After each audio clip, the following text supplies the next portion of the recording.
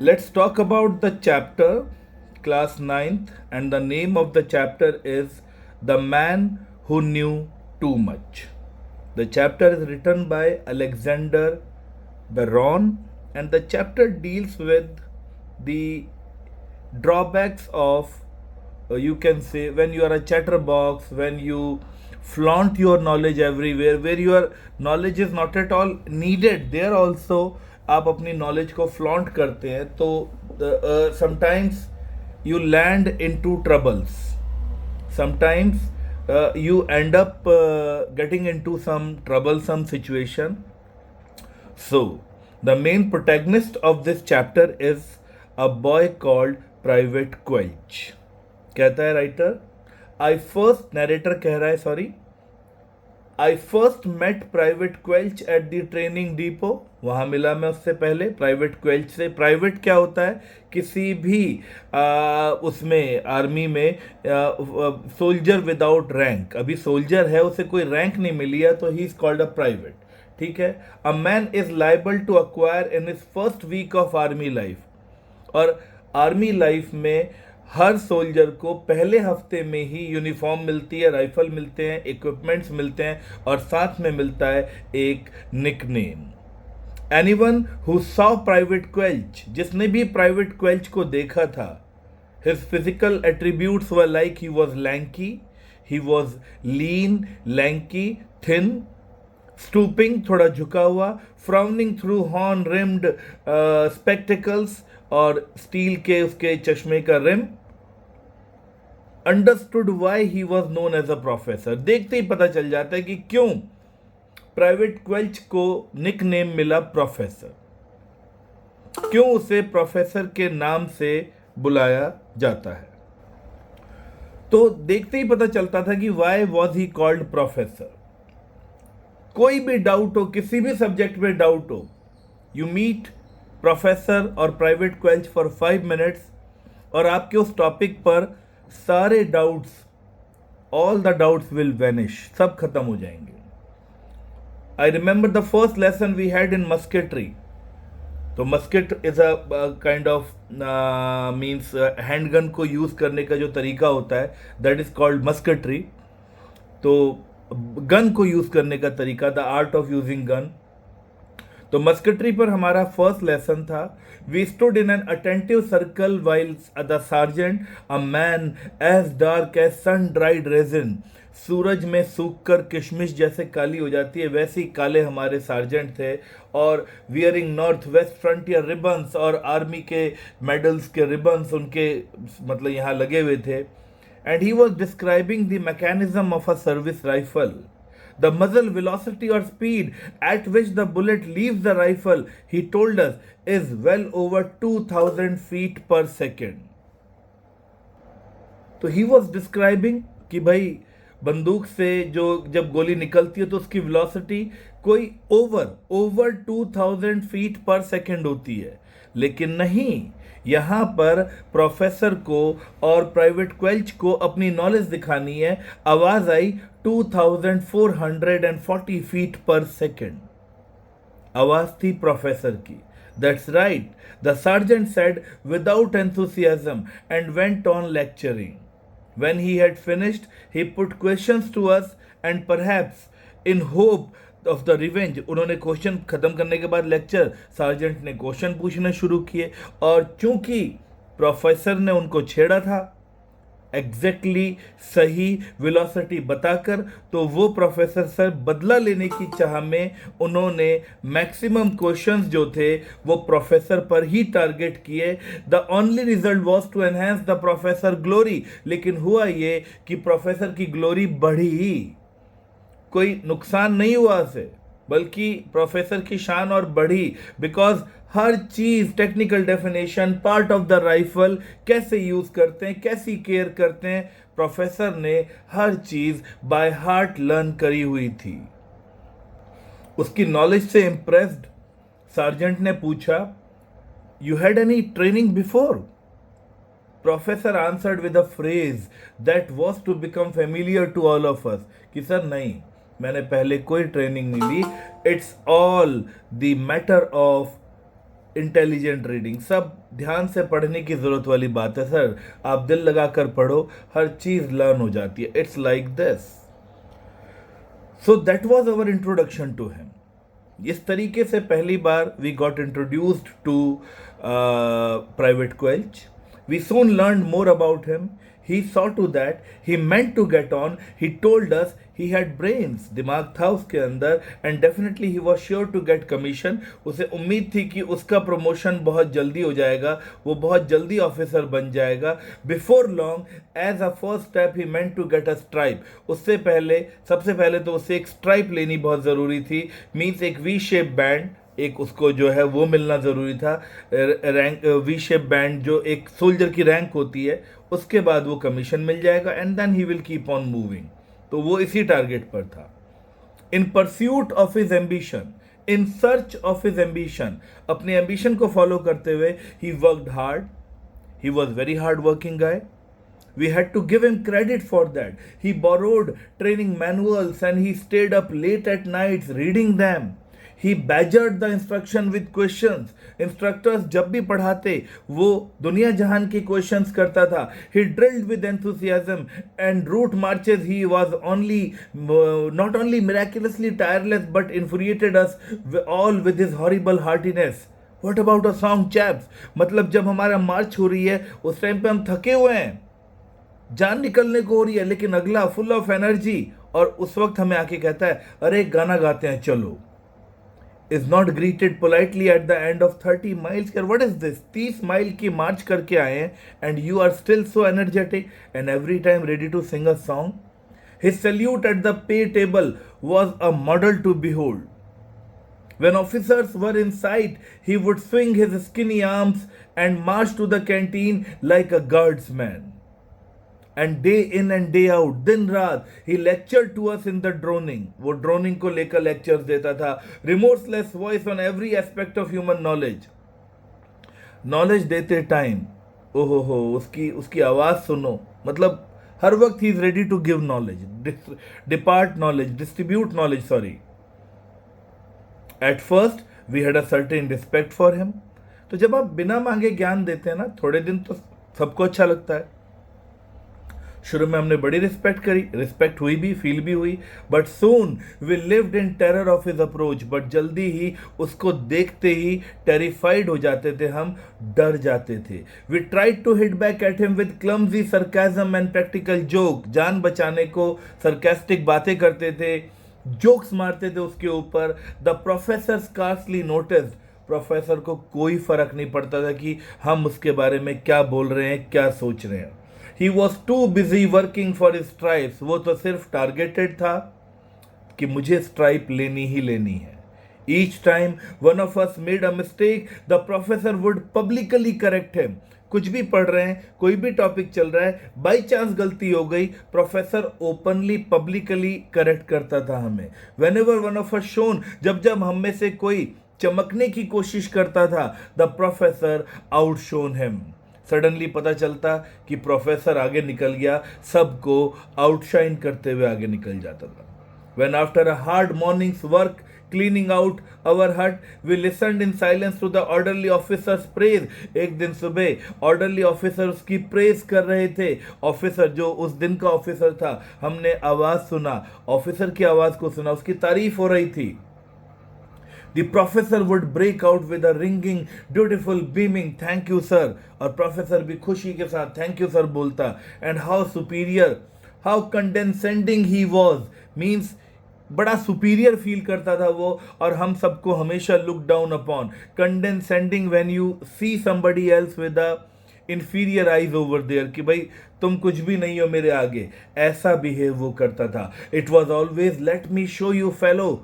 हमेशा लाओ मैं करके दिखाता हूँ. अरे ऐसे नहीं old man, you will रूइन your rifle, तुम अपनी राइफल को खराब कर लोगे, लाओ मैं ठीक करके दिखाता हूँ. लाइक दिस हमेशा इट वॉज प्रोफेसर जो आगे आकर हम सबको डोमिनेट करता था. We use to pride our self an aircraft recognition. अच्छा, हम सबको लगता था कि एयरक्राफ्ट को बिना देखे रिकॉग्नाइज करने में हम बहुत माहिर हैं, या एयरक्राफ्ट को देखते ही ऊपर आसमान में उड़ रहा हो, हम देखते ही बता सकते थे कि कौन सा है. लेकिन प्रोफेसर तो हमसे भी आगे. Once out for a walk, we heard the drone of a plane flying high overhead. काफी ऊपर एक ड्रोन उड़ रहा था, एक मतलब प्लेन की आवाज आ रही थी. None of us could even see it in the glare of the sun. सूरज चमक रहा था तो कोई भी आंख उठा के देख ही नहीं पा रहा था उस प्लेन को.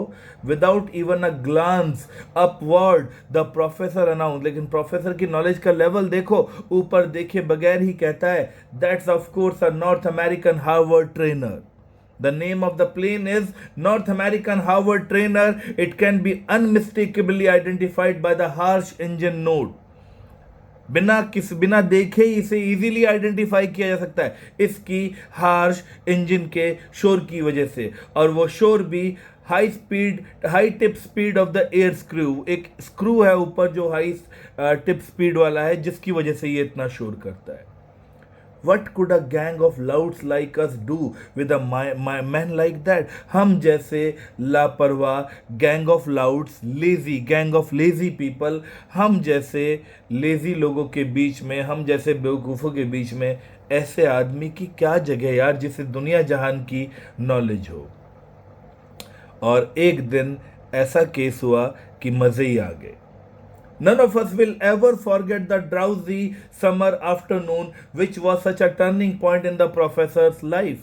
एक ड्राउजी सी नींद आ रही थी, बाय गॉड गर्मी की दोपहरी थी, और वो दिन प्रोफेसर की लाइफ में टर्निंग पॉइंट की तरह आया. टर्न क्वेश्चन आ सकता है, which day is described as the turning point in the life of professor. Actually we were sprawling contentedly on the warm grass. हम सब गर्म घास के ऊपर आराम से हाथ पैर फैलाकर, स्प्रॉलिंग जब आप स्ट्रेच करके बैठे हुए हो, हम बैठे हुए थे. Turnbull was taking a lesson on the hand grenade. Now corporal means again a rank in the army. तो Corporal Turnbull जो है वो हैंड ग्रेनेड पर लेक्चर दे रहे थे. ओहो कॉर्पोरल क्वेश्चन आ जाएगा, डिस्क्राइब कॉर्पोरल टर्नबुल. तो ये पूरा पैराग्राफ कॉर्पोरल टर्नबुल पर डेडिकेटेड है. He was a young man but he was not a man to be trifled with. Corporal Turnbull ऐसे आदमी नहीं थे कि उनसे कोई पंगा ले ले. He had come back from Dunkirk with all his equipment correct and accounted for his kitten in his pocket. ठीक है, and his kitten in his pocket, मतलब वो डंकर्क से आए थे, अपने सारे इक्विपमेंट्स लेकर आए थे, and his kitten in his pocket. अब इसका क्या सेंस है, nobody knows, leave it.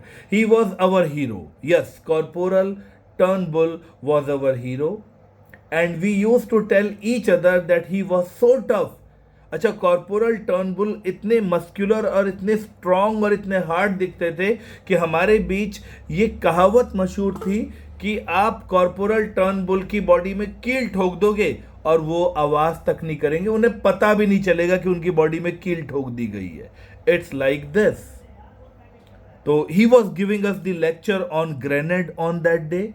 The outside of a grenade, as you can see, Corporal Turnbull बता रहे थे कि ग्रेनेड का जो आउटसाइड वाला पार्ट है is divided up into a large number of fragments to assist segmentation. काफ़ी सारे टुकड़ों से बना होता है ताकि बम जब फटे तो सेगमेंटेशन ज़्यादा हो, एक्सपेंड ज़्यादा करे.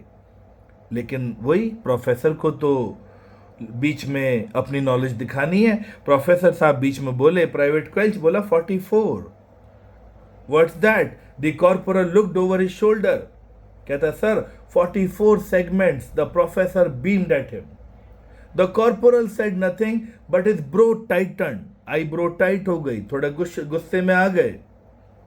ही opened his mouth to resume and तभी अचानक से, अभी वो आगे लेक्चर कंटिन्यू कर ही रहे थे कि अचानक से प्राइवेट क्वेल्च, दैट इज प्रोफेसर, आगे बोलता है, and by the way corporal, so shouldn't you have started off with the 5 characteristics of the grenade. ऐसा नहीं लगता आपको कि आपको पहले हैंड ग्रेनेड के 5 कैरेक्टरिस्टिक ट्रेट्स बताकर शुरू करना चाहिए था?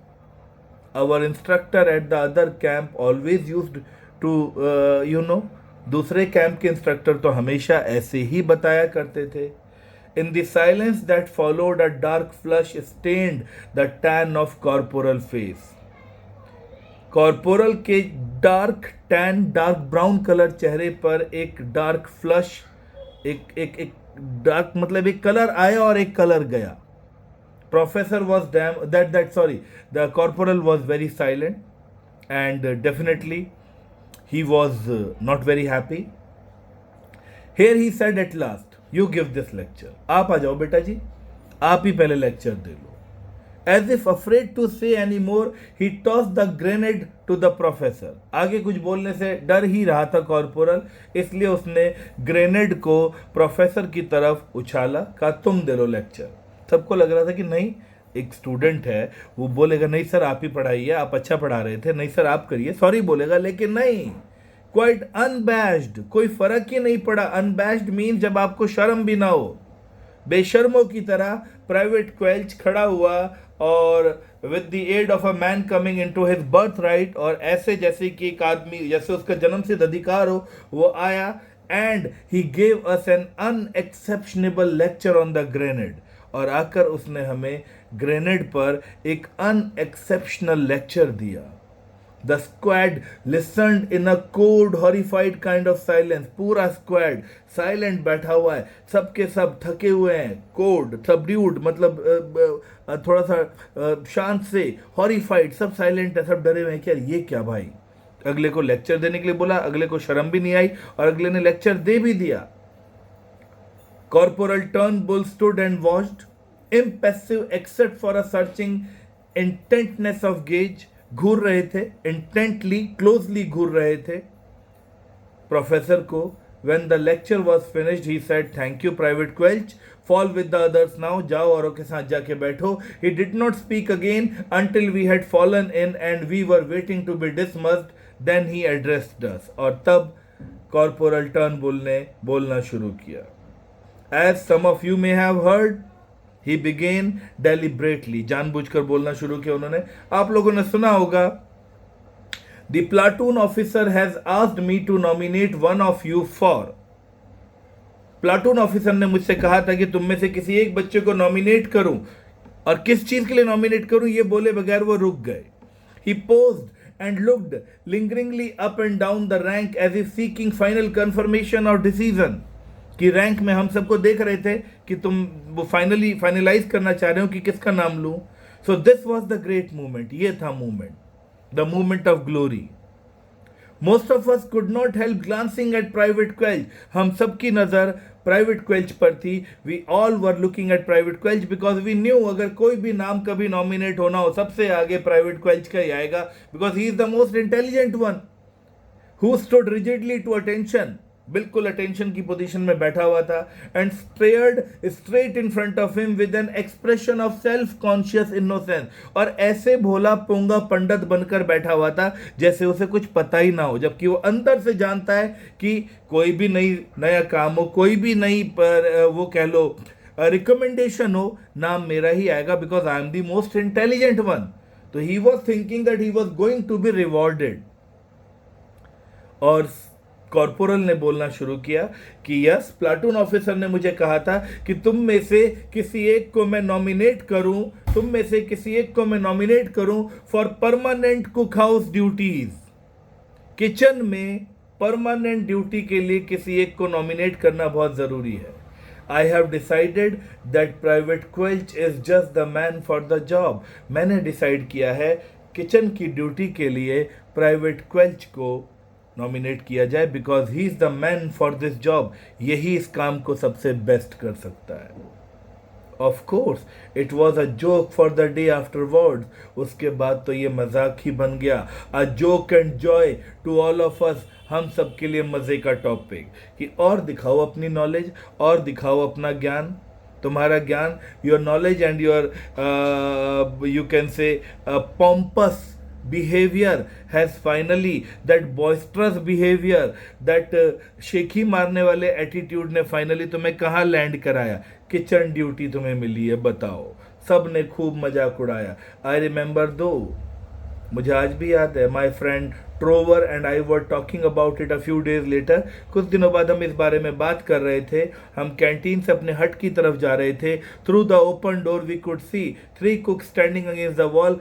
ओपन डोर से हमें दिख रहा था अंदर 3 कुक बेचारे लाइन के किनारे खड़े हुए हैं, दीवार के साथ लगकर खड़े हुए हैं दूर, और इधर दूर से मोनोटोनस एक ही साउंड, फेमिलियर सी आवाज़ आ रही थी, और वो आवाज़ थी प्राइवेट क्वेल्च की, और प्राइवेट क्वेल्च उनको लेक्चर पर लेक्चर दिए जा रहा था। Really I must protest against the abominably unscientific and unhygienic method of peeling potatoes. ये तुम लोग क्या करते हो? This is really not done. This is one of the most abominable, unacceptable means इतना बेहुदा तरीका है, unscientific और इतना unhygienic तरीका है पोटैटो छीलने का।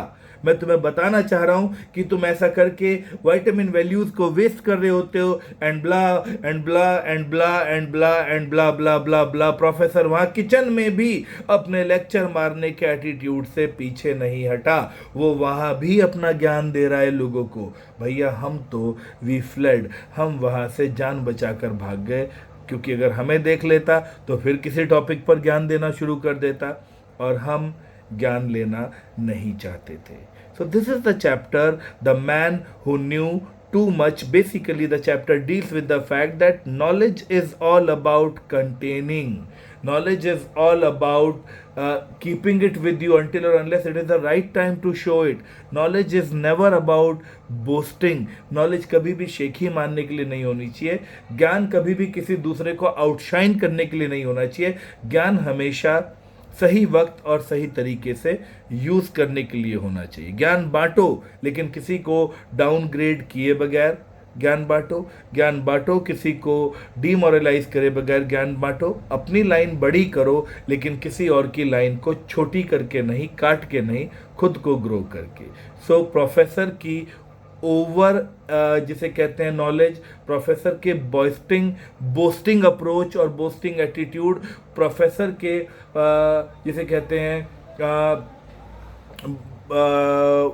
वर्ड मेरे मुंह में आ नहीं रहा है, प्रोफेसर के पॉम्पस बिहेवियर की वजह से, अपने खुद के इस तरीके के बिहेवियर की वजह से वो फाइनली मतलब किचन में लैंड किया। फाइनली उसको ड्यूटीज़ भी मिली, तो मिली कहाँ की? किचन की। So this is the chapter, The Man Who Knew Too Much.